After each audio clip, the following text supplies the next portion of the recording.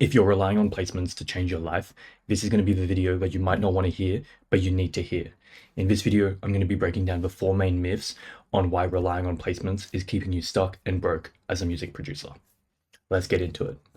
So the first one, most people think, or most producers think, placements equals money. I get one placement, I get rich. But that is actually far from the truth. So look, don't get me wrong, you can make really good money from placements, but that's only once you build a catalog, which is actually the hard part. Because building a catalog of multiple million streams, getting a billion streams, that doesn't happen overnight. Yes, you could get a mega hit, but realistically, building a catalog takes years. And most producers underestimate how long it actually takes to build a catalog to actually get that like $3, $5, $10, $15,000 a month for music and royalties. And nowadays, advances are just small or non-existent. And for me personally, to be completely honest, I didn't get any advance for both of my Tory songs. And I only recently just got paid for my Gunna song that I did 5 years ago. So imagine having to wait 5 years for, let's say, $2,000, $5,000. It's like, if you break it down monthly, that's less than minimum wage. So, plus, labels are often very slow to pay unless you have a good lawyer. And so what I did for you guys is I created a list of lawyers that you guys can reach out to. You can either take a screenshot of this, or you can just DM me on Instagram or comment down below lawyer, and I'll send you the spreadsheet, which includes a bunch more other people that you can reach out to. So going back to the video, it's not like the old days where producers would be getting, let's say, $500,000 for a beat like Timbaland. So as you can see here, he could fetch as much as $500K for his production. I actually get like $300,000 to $500,000 back in the day. Plus, that was just one person. Plus nowadays there's like 5 people on the beat. So imagine that. And your royalties get split up into that. So I think Spotify pays around, let's say, $2,000 to $3,000 per million streams. And so you only get a small percentage of that, usually 1 to 2% on the master and maybe like 5 to 10% on the publishing. And that's if you produced everything yourself.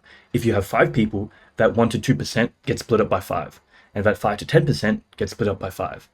So you can see how that 2,000 slowly goes down to like $20, $30 per million streams for you.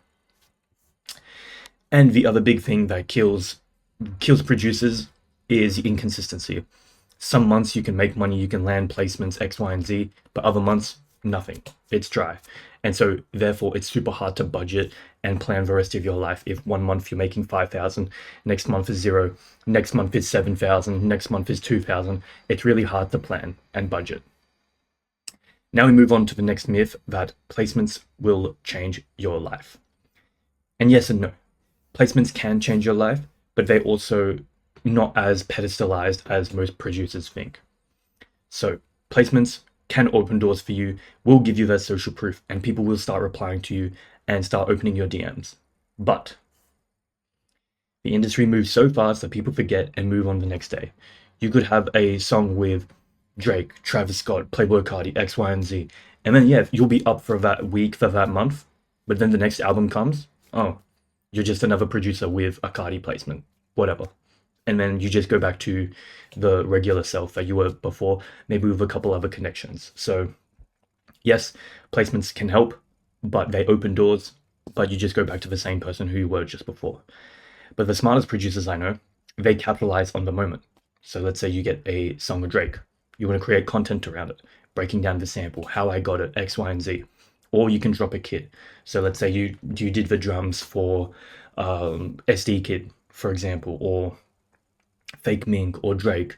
Then you want to drop a kit. Here's all the sounds that I used to get a placement with Drake, X, Y, and Z, whatever it is. Then you can actually monetize that. So not only are you making money from the royalties, the advance, whatever that is, but you're also monetizing the back end, which you have more control over. So this is what the smartest producers do in that moment. And so one placement will rarely change your life unless you land a mega hit like Nokia, a Dior, whatever, and you have like 100% producer rights or credits to it. So this is one myth that most people think, oh, I'm going to get one placement, it's going to change my life. In fact, no, it doesn't. The next one is I need to chase placements. This is another myth that people or producers tend to fall into. So look, placements do matter. I love getting a placement, so does everyone. and there's 1,000 ways to get them. But if you're solely focused on chasing placements, it may be a waste of your time. Like when you chase placements, you don't control when or if an artist responds or records to you, if they use your beat or sample, or when or if they or the label want to release. Plus, let's say they do want to release, let's say the artist wants to release it. Now you've got to jump through all the hoops of like their manager, their team, their friends, the people around them, and then the label higher ups to want to be able to release a song. So it just becomes so far out of your control that at the end of the day, you have no control when it comes to chasing placements. And you can do everything right and still get nothing. Like, you could grind for 5 years getting hundreds of songs with Drake and none of them could ever release. And like, if none of them ever release, it's like, damn, what was the point? You never got paid for all those unreleased songs. No one knows about those unreleased songs unless a snippet came out or whatever. But ultimately, nothing really happens from it. And so the smartest producers I know, they didn't actually chase placements. They created leverage for themselves. And now what do I mean by that? So leverage could be content, audience, brand, working with a small artist who are about to blow up. And so a couple of examples of people who did this was Nico Barron with content. Posted a bunch of content of him playing The Sims, and now he's got a Drake follow, and now he's working very closely with him and all of that. He produced for a Kanye song. So through Nico posting content, building something that he could control, he was able to get to Drake. And same with Benny X. He found Yeat when he was early on, built with him, became his go-to producer, and is now one of the biggest producers in the world just through working with a smaller artist. So the next one is I need to quit my job and go all in on music. Yes and no. There's times for it if it makes sense. So you should only quit your job when you have motion, like a proof of concept, you're already getting placements coming through the door, and you're making money off music. So you have enough money, you're getting enough money to replace your job income. So let's say your job is paying you $2,000 a month, and you're making around $1.5 to $3,000 a month off music. Okay, cool. And you have some savings and runway. So let's say you have 6 months of savings, then you can go music full time. And if it makes sense to quit, if you literally are getting signed, you're getting flown X, Y, and Z, and you literally like are missing out on opportunities because of your job and you have that motion, then it makes sense to quit.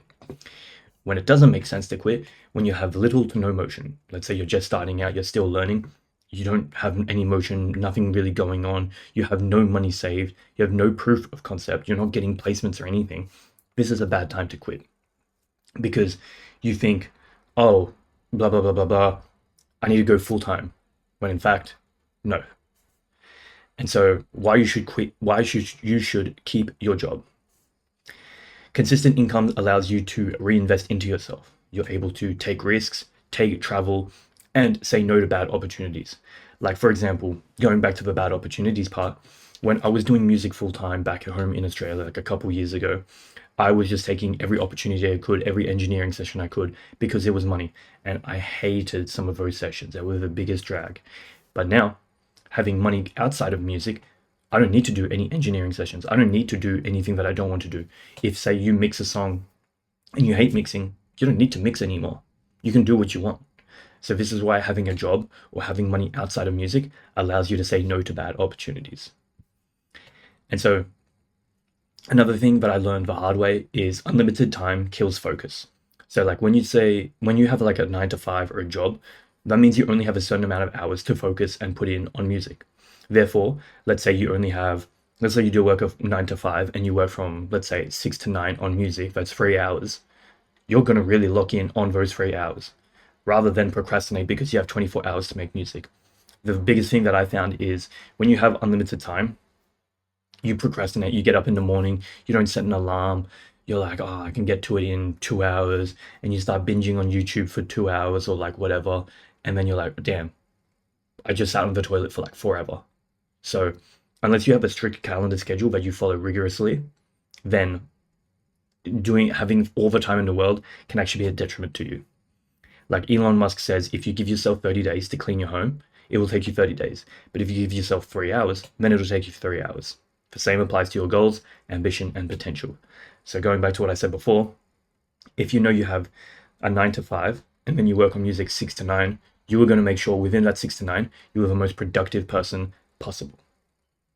So that's one big common risk or myth.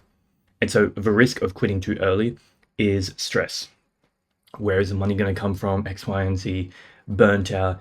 You're just forcing yourself to make music because music becomes survival and not fun, which is something that I experienced last year, where I was just making music for money and doing everything in my power. And so I took a step back and I was just like, you know what? For now, for the time being, I'm not going to focus on music money. I'm going to get money from somewhere else. And music became fun again. I started playing the piano. I started doing X, Y, and Z. Not worried about, oh, there's a royalty. It's not royalty-free sample. I can't use it, blah, blah, blah, blah, blah. Which goes back to the creative pressure of, oh, if I want to make as much money as possible, I can't collab with other people and I have to do everything myself. And so all of this, quitting your job too early can lead to that. Although it can lead to the positive of you having more time, freedom to focus on music, I just think quitting, and my mentor says this as well, get a job, make money so that you can reinvest into yourself and then build that cycle. So what should you actually do instead? Now the fun part, I've talked to you about most of the myths. Now let's get into some practical steps that you can do instead. Stay in your job, which is going to sound very counterintuitive to what you probably want to hear, but you just need to thug it out for a bit, whether it be 4, 6, 12 months. And during that time, you want to create a plan of how you're going to make it in music. I'm going to start releasing content every single day. I'm going to start dropping kits. I'm going to start doing X, Y, and Z. That way you know, okay, cool. In 6 months, I'm going to build myself up a runway that I can quit and go full-time in music. And then this goes back to something to piggyback off that, is build something you control.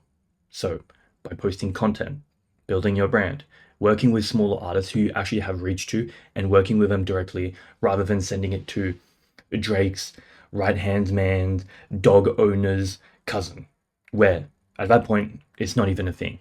Or when you work with smaller artists, you actually have more say, you have more leverage, and the splits are going to be higher because you don't have to go through a label. And that 50% on the master, if that song blows up, you're going to make a lot of money from that. So build something you control is the next thing. And then with the money that you have from staying in your job, you want to reinvest your income into travel. So going out to these networking events, meeting other producers, X, Y, and Z. And then from that, you'll be able to open more doors. And then you want to invest into skills. So getting mentors or buying plugins, drum kits, blah, blah, blah, blah, blah. And taking risks, which includes travel. But taking risks is different for everyone. But mainly the things that I would invest to if I was to start again is travel, skills, and mentorship. That way I can cut the learning curve from 5 years down to 1 year, for example. So those are a couple of things that I would do if I was starting from scratch. I would not quit my job.